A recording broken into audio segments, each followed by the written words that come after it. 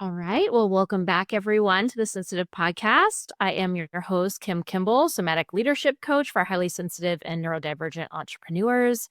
And today I have a special episode. We're going to talk about how to start to relate to the spirit of your business here with Laura. And I will allow her to introduce herself more deeply before we dive in. Great. Well, hi, Kim, and hi, listeners. It's great to be with everybody today. So, I'm Laura Horton-Ludwig, and I have come here to talk with you about some spiritual work connected to business development that honestly I never could have expected that I would be doing, even probably 20 years ago. My journey has been I am a Unitarian Universalist minister who spent 20 years serving congregations. So I have been an organizational leader for a long time. Along the way, I started doing different modalities of working with people as a spiritual director and a coach, and I love doing that. And then along the way, I started doing this practice of shamanic journeying, which we'll talk a lot more about. But it's a spiritual practice that for a long time I used just for personal stuff that I was working on. But eventually I got to be interested in how shamanic journeying intersected with my journey as a leader. First, organizationally working with congregations, and later, once I had launched my own business, working shamanically with the sort of essential energy of my business as I experienced it became super important to me as a business owner. And so that's what I'm here to talk about with Kim today and all of you. And I think I'll just, last but not least, I am in Williamsburg, Virginia, and it's a cloudy day here. And I've got my dog on the couch. That's Marina over there, if you can see her. And I'm just looking forward to spending some time with you. So thanks, Kim. Yeah.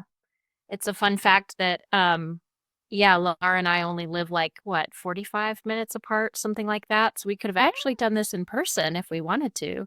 I We think could this is host the a first person, yeah, that maybe there has been one other person that was actually local in Richmond to me, but it's fun that we are so close. It is a very cloudy, kind of dreary day here, but I am excited for the start of fall. I'm feeling very ready for the change of seasons, but not ready for transitioning into winter at all. I am not a wintry fair. person. And I am sad to like lose so much light right now. The fact that it was pitch black by 7 p.m. last night, I was like, oh, I just don't like this. If I could kind of have the fall or spring weather, those shoulder seasons, and still have the summer light, I would be just the happiest person. So, Oh, I'm right there with you. I'm right there with you. I'm a little bit dreading daylight savings time, but yeah. we'll do it. We'll do it. So, Yeah, every yay. year. Yes. Well, thank you for that wonderful introduction to you and your work a little bit. I would love to hear a little bit about your journey into becoming a shamanic practitioner. So, what drew you to that path? How did you approach it with care around appropriation? Why is the steady drumbeat central to your practice? Would love to get into some of this.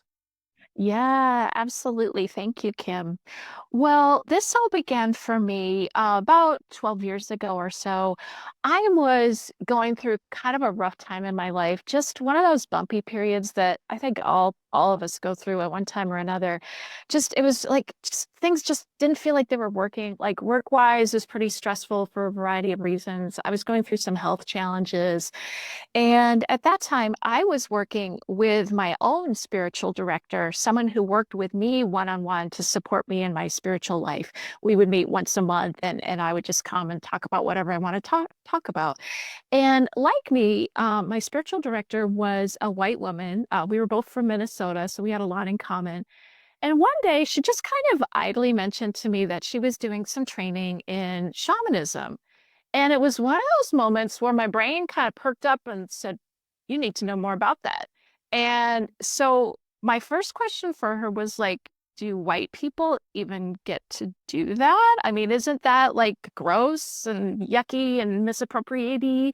And she told me that, in fact, there were people out there who had the desire to work with people like me of European descent, to be able to teach people like me to do shamanic practices in a way that was respectful and ethical and also really safe.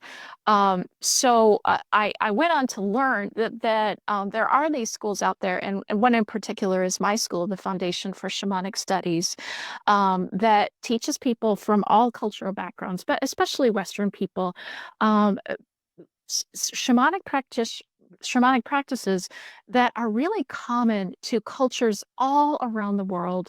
And they've learned a lot of those practices from indigenous people, indigenous healers with permission. And so what I've learned and what I teach are very basic, simple techniques that do not specifically belong to any culture.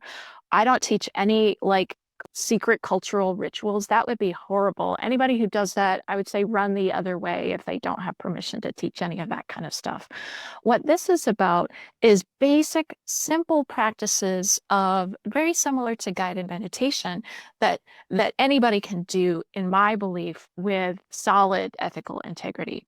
So let me just move on to say, so what exactly is it that this is all about? So my spiritual director at this time went on to tell me that it's basically a meditative practice, and we use a particular tool. We use a drum beat at a steady beat, something like bump, bump, bump, bump, bump, bump, bump, bump, bump. You can drum for yourself. You can use it. You can listen to drumming recordings. But what the drumming does is it helps our brain shift into a different kind of state, somewhere between sleeping and waking. And that is a state that neurobiologists have determined is very conducive to meditation and spiritual exploration. So for the neurobiology folks among us, it helps our brain go into a theta wave pattern. So with all that, I tried my first shamanic journey with the help of my spiritual director. And this was a classic beginner journey to find what my tradition calls a compassionate helping spirit. Basically, in the shamanic world, people have experiences of journeying with their minds into these realms of where spirits hang out. And believe me, I know, I was raised in a secular family, and if you had told me this a while back, I would have been like, "What are you even talking about?" So everything I'm telling you is based on experiences that my brain has had, and we could all be wherever we are with that. I'm just saying this is what I experienced. So I tried this journey to meet a compassionate helping spirit. And beginners do this classically to find a spirit who wants to like hang out with them and help them and be their sort of spirit friend. So in this journey that I did, I had the experience of imagining myself going down into the earth. And I eventually felt like I got kind of stuck in a cave somewhere, which is a really common experience. And at first, I felt like I was doing it wrong because I was just stuck there. But then this bird showed up and helped me get out into this sort of natural environment. And the bird presented itself dragging its wing on the ground. And it's like it wanted me to see that its wing was broken. And the bird said to me, "You think you're like this. You think you're broken." And that was true. At that time, I did. And then the bird flew up into the air and its wing was completely healed. And it said to me, "Really, you're like this." And it was so amazing, Kim. I got to tell you, I cannot imagine hearing a message that was more healing and hopeful for me at that point in my life. So that absolutely hooked me. I've been journeying ever since. I've done a lot of formal study, but just that first experience was, I'm just deeply, deeply grateful. So, I've been talking for a while, so let's go back to you, Kim. What else would you like to know about? Hmm. I just, I want a name that I can How long ago was that experience for you, Laura? This would have been about 2012, 2013, somewhere in there, something like that. So a good long while, and I Yeah. could still sense emotion around that. Yes, yes. Yeah, it really was. It I was mean, clearly such a deep experience for you. yeah, that's true. That's true. Yeah. Just feeling like the stuff that had been going on with me. I don't mind sharing. I've been dealing with infertility, which if any of your listeners have experienced that, it's horrific or can be. It was for me. And the way it felt like something was wrong with me was just awful. And I think in retrospect, doing that journey was really the beginning of my healing from that awful, awful time. And now I feel like I look back and think, well, that was something that wasn't meant to be for me, and I'm good with it now. But um, I definitely needed some help with that. So yeah, Mm. and it does Thank you carry so much some. for, Yeah, yeah.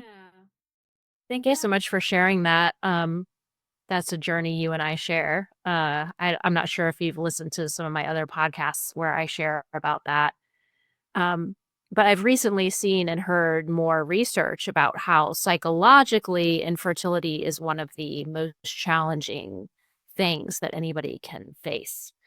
Um, and yeah, so how beautiful that there was this bird that really showed you, there's nothing wrong with you. yeah, And that it clearly touched such a deep place inside you that you're still carrying it with you, and it still brings absolutely. up emotion for you. And I know something that we talked about was that you get asked the question all the time of like, is this just your own mind? What is this really Ah, yeah. feel like? Uh-huh. Uh-huh. And so I would love to go into that a little bit because that seems just like such an appropriate time to talk about this, Mhm. because I'm sure there are people listening even that's like, is this just a figment of your imagination? How do I know this is real if I'm doing this journey, etc.? Yeah, yeah. No, I mean, almost everybody that I've ever met who's entered into shamanic practices without any kind of cultural background previously, almost everybody has that experience of, is it all in my head? So I would say, yeah, and I definitely did when I started journeying. I wondered, is this real? Am I making it up? The first layer of my dealing with that was my deciding that, well, if I was making it up, it was rapidly becoming clear to me that my unconscious mind was way smarter than my conscious mind. And I was just going to go with that. Like, at a minimum, wow, this was a way to access a layer of wisdom and healing that I couldn't think my way into with my conscious brain. So, that was almost good enough for me. But over time, I have had, and I think a lot of people who get into this practice have had experiences where it's so spot on. Um, I've had enough experiences of receiving advice in some way that turned out to be extremely accurate.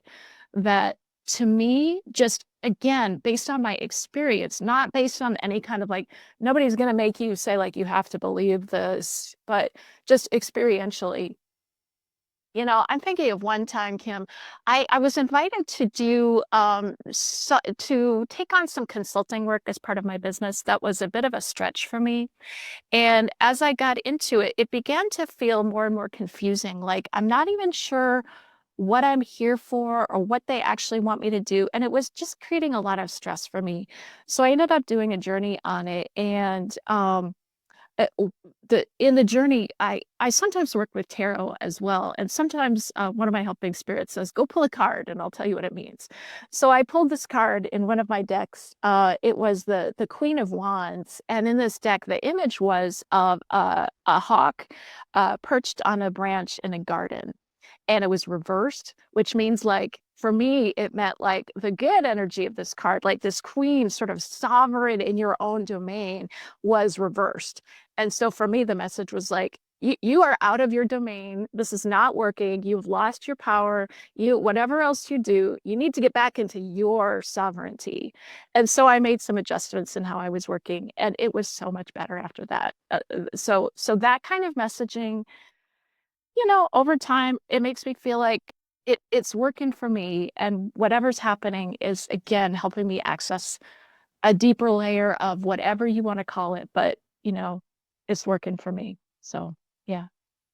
Yeah, I hear a trust that has been built over time of seeing that being able to access this unconscious part of your mind in this way of going into the theta waves, going into the journey, Mm. and seeing over and over again that that has a better outcome than maybe you could come up with consciously thinking about things, has really Absolutely. proven true for you over time. Yeah. Yeah, I think that's right. Thanks, Kim. That's a great way to say it. Yeah. Yeah.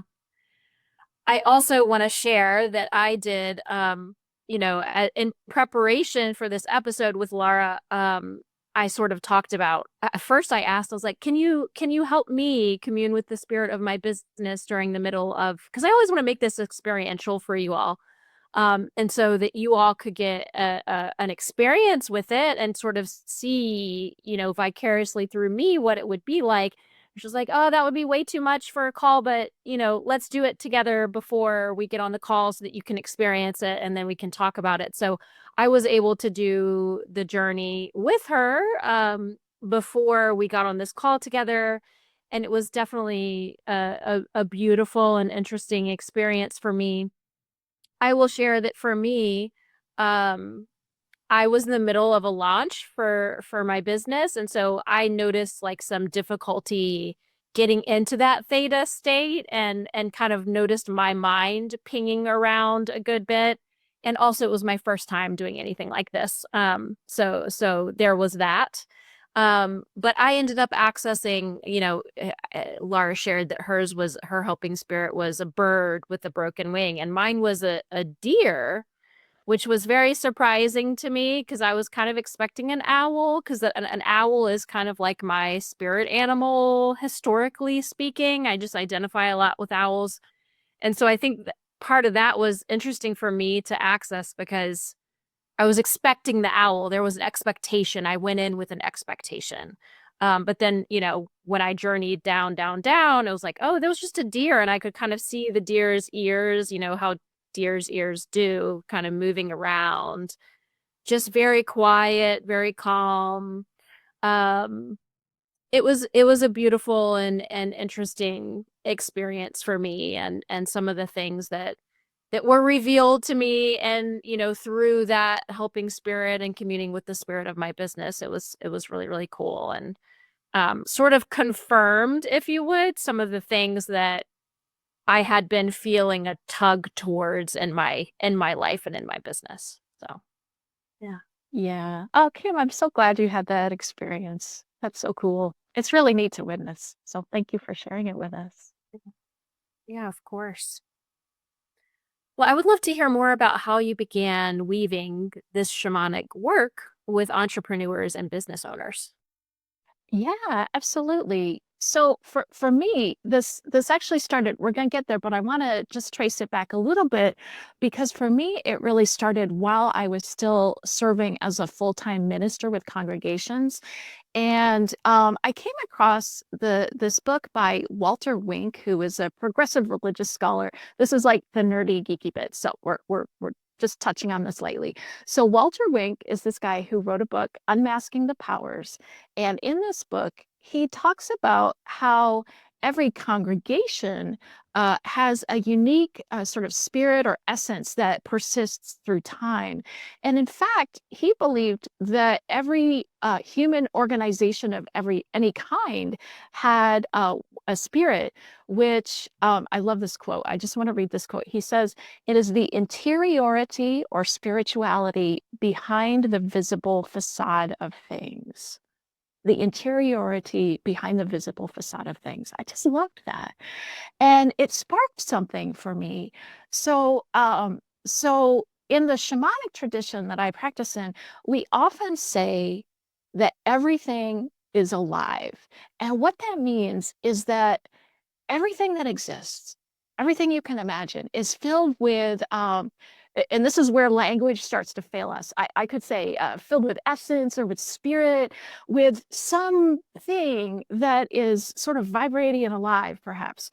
Not only human beings, but not only animals and plants, but rocks and water and cars and computers and anything you can think of is somehow it permeated with this sort of aliveness or essence. And so this idea of Walter Wink, that an organization could have a spirit, it made me wonder, could I connect my journeying practice with the spirit of the congregation that I was serving at that time as the leader? So I could understand better, what does this congregation want and need from me? So I started journeying to see if I could meet the spirit of the congregation. And indeed, I was able to.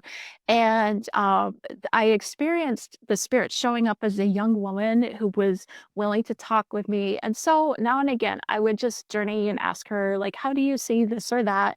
And it helped me very much as a leader to operate with what I hope came out as respect for what the congregation wanted to be, what it actually was, and what it wanted to be, not just what I wanted or what I thought it should be. So that was already a practice that I was experimenting with, and then COVID hit, and so like many other congregations and workplaces, we closed our building for quite a while. And, things were all that they were, lots of difficulties and challenges, also lots of innovation. And so as we were getting ready to reopen the building, I ended up doing a journey to the spirit of the congregation to kind of check in with, like, how are you doing in this like bonkers time here? And, to ask her, like, do you need anything? And boy, did she. She was so upset and like, what is happening here? And so I asked in this journey, I asked one of the compassionate helping spirits that I work with to offer a healing to the spirit of the congregation. And healing is a big part of what we do in shamanic journeying, or a lot of people choose to go that path of offering healing in some way. So what we saw in the journey was this spirit had become all computer parts and wires inside. Like, she used to have a body that was like flesh, and now it was all computer, and she didn't like it.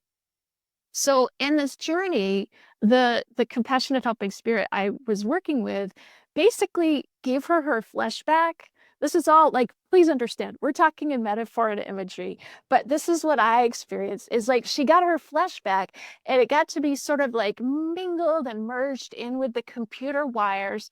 I was like, whoa, she's a cyborg. And she looked at herself and she was like, oh, I'm beautiful again. I'm happy. I can work with this. I can be a cyborg. And to me, that was really a cool image for a lot of what we experienced in the pandemic at that season. So that was really like, wow, very powerful for me. So then finally, we're going to get into, how does this connect to business development? So when I ended up leaving that congregation to launch my business, I began journeying to the soul of my business as I experienced it, because I wanted to know, what does this business want to be? How does it think we should get there? Because I'm not sure. Um, so for example, one thing early on, I debated back and forth if I needed to go get a part-time job to bring in a little extra income, or focus 100% on my business. And I'm someone who's very focused on, like, how's my financial stability? So, being a business owner, it has that whole layer of emotional challenge. But the messages I got back in these journeys were very, very clear. My business was like, you have to go all in. You have to focus 100% on this business right now. And in retrospect, that was absolutely the right course for me in that very, very early season of my business. I just needed that time and space to lay the foundations. Kim, you know how it is, and to just be there fully. And later, I did end up getting a part-time job just to sort of alleviate the other pressures that was creating. But I'm really grateful that I gave myself the gift of focusing in on those early stages.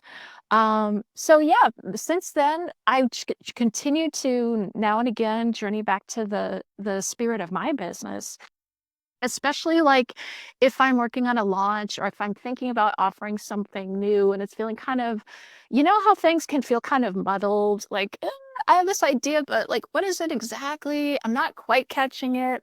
And so a lot of times I'll do a journey and the spirit of the business will kind of sort it out. Like keep it simple, do it this way, don't add all those bells and whistles. Just here's what it is. And consistently I end up feeling clearer, like more grounded. And typically I think it makes better business sense as well. So that's where I'm at. So yeah. Yeah. A couple of things stood out for me in this. The first thing is, ever since I was a really, really little girl, I'm talking super keenly aware to the spirit of things. And Uh, to the extent of like, if I, for example, ignored some of my stuffed animals and didn't play with them for a while, I could feel that they were lonely or like Nice. feel that they were sad about that. Or like if I didn't treat some of my toys respectfully or something, I could sense that and I would get really sad, like to the point of crying about it, like feeling their emotions. And this was with everything, right? Not just stuffed animals or toys, but it was, even to the extent of like uh lightning bugs or whatever. Like I always had this very keen awareness of the spirit of things, even if they were not human things or even not animal things. um and so I'm sharing this because I have since learned that what I am sharing is um it is a trait of autism, which I have. But I think that there's also, just for folks that are listening that are highly sensitive, that are neurodivergent, that we can tend to be a bit more attuned to the spirit of things in general because of our sensitivities, because of this almost like extra perception, if you would. So I would be curious, if I could have a conversation with all the listeners to see if anyone else has a similar type of experience of really being able to tune in to the spirit of things. And I'm imagining that for many folks that are listening, that this isn't like such a far out concept of things being, oh, everything has its own form of aliveness. I also really feel that with places very keenly. Like I will have a very strong emotional response when I'm leaving a home, when I'm moving homes. And I even feel myself like kind of getting emotional talking about it because I've had such emotional responses and reactions to like really thanking the spirit of that home for holding me during certain times. Um, Things of that nature. So yeah, it's a conversation that I would love to have with folks, to be like to see if anyone else has had similar experiences. But for me, everything is relational. And when I work with folks, it's all about, okay, like let's say right now I'm running the visibility lab, so this is top of mind. Instead of just helping someone become visible, what is your relationship with visibility, right? Everything is relational, and it's all about our relationality with the certain thing.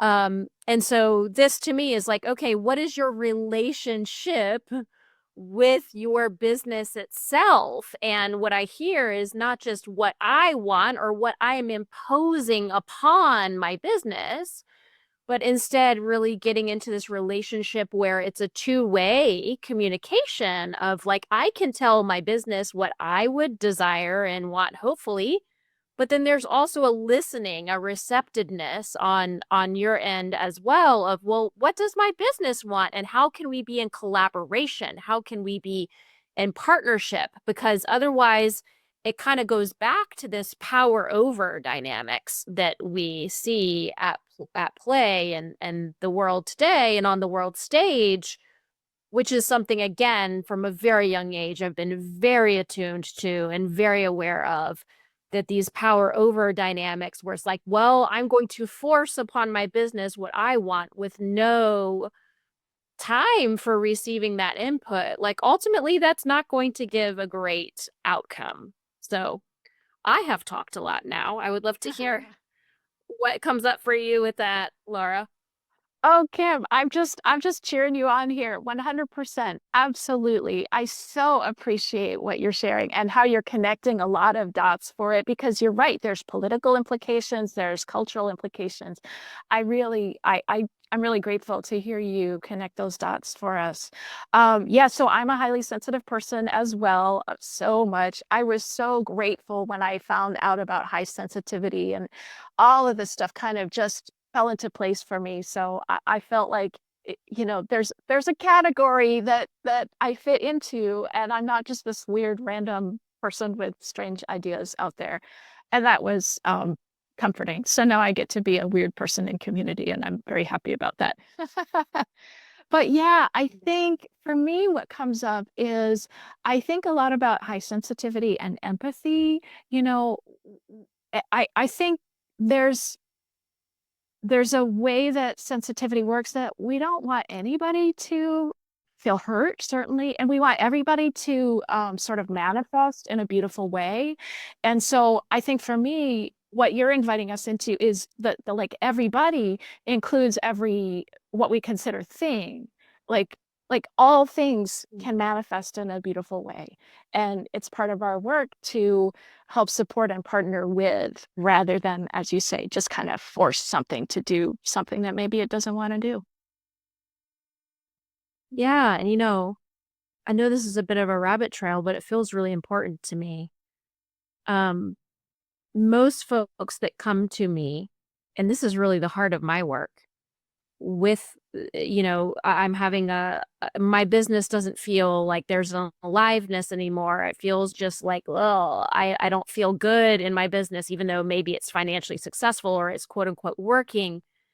And oftentimes what that is coming from is that they have been forcing, and they have created this relationship with force with their bodies specifically. So my folks are highly sensitive, they're neurodivergent. They come to me and they have been forcing their minds, their bodies into being quote unquote consistent, or doing things in a way that is the neurotypical way instead of a way that works for themselves. And it's that relationship of force that we have now internalized in ourselves. And we have created that relationship with force with our own bodies and with our own businesses. And it really does come back to all of this colonialism, capitalism, all of this extraction. um we've internalized all this, and we have it's now turned inwards, and it's the way that we're relating to ourselves, it's the way that we're relating to our business. um and I can't help but see the ripple effects of that and in this conversation even. Yeah. Oh, that lands so deeply. Kim, I've had those mornings where I become aware, like if it's a work day for me, I become aware, like, oh my gosh, I'm so tired. I just want to take a couple of hours off. But then I say, nope, we got to do it. And there's that pattern that feels like, I'm just feeling that. I'm just feeling that. And sometimes for practical reasons, that's a choice that I'm okay with. But I really appreciate what I experience as an invitation to question that. And do I have to do it that way? Maybe not. Maybe Yeah. not. Yeah. Yeah. Yeah. Beautiful. Yeah. Well, I would love to ask, do you see this work of the shamanic practices as foundational before engaging in traditional, what we may consider business, quote unquote, strategy? And why or why not? I'm curious. Yeah, for me, I would say that it has been important to do the journeying work side by side along with more traditional business strategy. And the reason I say that is so my own experience has been as someone who began my business really knowing nothing, Kim, about marketing. Like I had no idea what I was doing. I just didn't know. And I quickly discovered that there are a lot of business skills that I needed to learn. There are a lot of people I learned from who had specific sort of practical skills, techniques, tools that, I mean, my unconscious mind may be full of beautiful images and stuff, but it did not know how to do those things, right? So there are a lot of just there was a lot of sort of information and tools that other people have developed over time that I needed, and I could not have generated. Well, maybe. I mean, I did not generate them out of this journeying practice. Maybe somebody else would, and like blessings, but that hasn't been my experience. So I was in this very intensive learning mode of soaking up all sorts of techniques. And you know how it is out there, Kim. There are a lot of people telling you the thing you really need to do is whatever, whether it's like Facebook ads or it's, I don't even know what it is, all the things. So what I feel like has been really helpful is each time I consider a tactic or a strategy of some kind to journey on it and consider, okay, somebody else that works for them, but how is that in alignment with what I'm creating? Um, I think alignment is the word that feels really important. And so I think the journeying practice can help you implement all those learnings, tactics, strategies in a way that feels aligned with you and with your business on a really deep body level. And here's where I think we're kind of circling around the same kind of thing, Kim, because it's not just like, does it align with intellectually what I think is probably a good idea? Not to disparage the intellect because goodness, we need it. But does it feel right to you? Are you forcing something that actually doesn't feel good? And again, I'm just feeling like there's a lot of overlap, Kim, between what we're talking about here. Totally. There's a lot of overlap in our work. It seems like we do a lot of very similar things, just perhaps with a different modality, is what I would say. Yes. And, for me, it's getting in relationship with the body and the felt sense and um our intuition through that, our deeper whole person knowing instead of just the intellect. Mhm. Of course, the intellect is part of that. And again, not to discredit that, we need everything to be working in harmony together instead of in disconnection, which is, a lot of times the place that we are living as just as part of being part of the world. The world has really disconnected us from our wholeness. Um, and that is my way, if you would. And in your way, I'm hearing this the way to come about that alignment is through the shamanic journeying, through the spiritual practices, I'm sure, amongst other things, but it seems like our end goal is the same. Yeah, I think that's right. And I should say, Kim, I have such a deep appreciation for somatic approaches. I happen to be married to a massage therapist who does myofascial release. And so he's all about, helping people physically heal, but there's always a lot of emotional, a lot of just its whole body, its whole person stuff. And it's been so lovely to witness the kind of healing that can come from that. So yay for that. Yeah. Yeah, all of it belongs for sure. Yeah. And I think we Well, just find our own way, Everybody finds their own way to yeah. works. Yeah, Yeah. precisely. And nothing is going to ever be one size fits all, and it might be that one thing that, or one modality or one tool that works really well for you at one point in time based on your consciousness, your development, your life experience doesn't work in another stage of life, right? And that you need to have a different tool or approach in another stage of life, and just continuing to be open to what that is. Um Yeah. Kind of speaking of that, what if somebody doesn't feel comfortable trying out shamanic journeying right now, wherever they are in their journey? Are there other spiritual practices they can use to tap into intuition around what their business maybe wants and needs? Yeah, absolutely. Eh, the short answer is yes. And I think there are a couple of things that I might recommend to someone who is not completely but might not want to do a journey at this time. The things I think there's two things I would recommend. One is that you could try sort of a self-guided meditation, if you will, where you could I'm imagining you could just close your eyes and sort of tap into that sort of like centering practices, whatever you use to kind of feel grounded, feel present. Just close your eyes and invite the spirit of your business to show up. And just be open to the possibility that you're going to experience something around that. And perhaps you might be able to feel like you're having a conversation with the spirit of your business in that way. Doesn't work for everybody, but for some people, that's just super accessible, and that's something you could really do without any fluff or technique. Just give it a try. Another practice I was thinking about that your listeners might be interested in, something that I teach a lot is a practice called Lectio Divina. It's a Latin name that means sacred reading. And what it is, it's a spiritual practice that's quite ancient. It goes back over 1500 years. And it's a practice where you pick a text, whether it's a sacred text or a poem or any kind of text that feels meaningful to you, and it should be short, and you read it several times. There's a whole like formal practice, but the essence of it is you're reading this text sort of slowly, meditatively, and you're noticing if there is a word or phrase that kind of jumps out at you.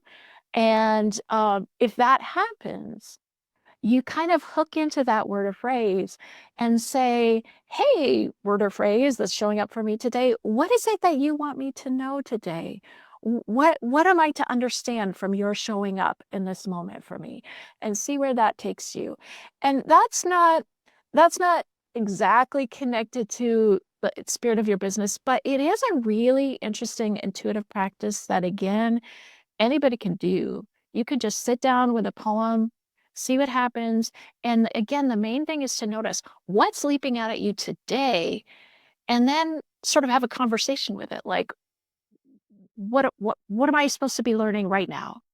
And that too can be a really very accessible, simple practice to kind of connect with your intuition and maybe get some information then that again you wouldn't have necessarily kind of thought yourself into. Yeah. Mm. I love Lectio Divina. I have done that practice for a long time. Oh, cool. I haven't done it in a while. But it was something that I have done quite regularly. I would highly recommend it to folks. And if you want to learn more about it, I would also highly recommend maybe Googling Richard Rohr, Rohr, along with Lectio Divina, um, because he has a good bit about it. And he's just a person who I really deeply trust. His spiritual practices and his way of explaining things, I think, is really simplified and yet rich and deep at the same time. So it would be interesting if folks are interested in that. Um, yeah, thank you for sharing those. Yeah. And Kim, let me just jump in to say, like, second shout out to Richard Rohr. I get his daily meditations every day. He has an email list you can sign up for. And yeah, it's just so it's accessible and really very holistic. The spirit is similar to I think what you bring, Kim. So thanks for that. Yeah. Yeah. Wow. Well, that was an honor to have said that in the same breath as Richard Rohr. So thank you. Oh, of course. But someone that is curious, we talked about if someone doesn't feel comfortable with shamanic journey right now, but if someone is curious, how can they begin their practice on their own? Maybe even today. Where would you suggest they start, Laura?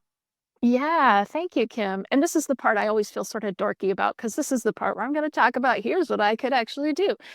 So to help people get started, I did write up a free ebook that goes over the real, like simple basics of shamanic journeying.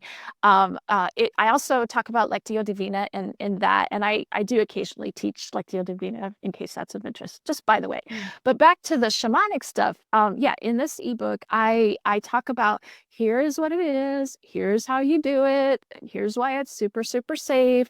I should mention, because we haven't talked about this yet, the way I practice, we don't use any kind of chemicals. A lot of times people hear shamanic stuff and they think we're talking about plant medicine like ayahuasca journeys, peyote, all that stuff.